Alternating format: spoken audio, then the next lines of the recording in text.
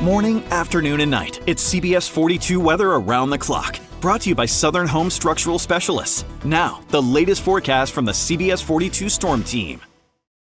I'm Storm Team meteorologist Michael Haynes. The heat is on for this weekend, even for September in Alabama. These temperatures running hotter than average. Our average high down into the 80s at this point in the season, upper 80s. Instead, we're in the low to middle 90s for actual highs. And with all that sunshine, of course, that means absolutely no chance for rain. So this is the forecast now for the rest of the day into this afternoon and evening and remainder of the weekend. A few clouds here and there, but that's about the extent of it, especially West Alabama, low to middle 90s.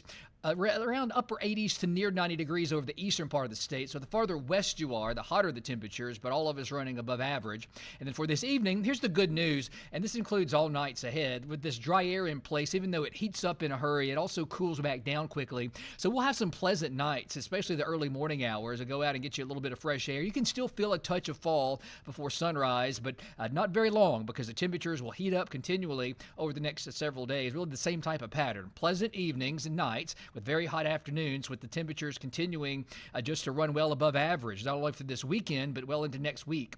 Afternoon highs both today and tomorrow, peaking in the low to middle 90s. East Alabama not quite as hot, but still above average, as we've mentioned. And for the football games today, fortunately, Jack State and UAB playing this evening. So that means that means the temperatures will fall throughout those games, but a completely different story.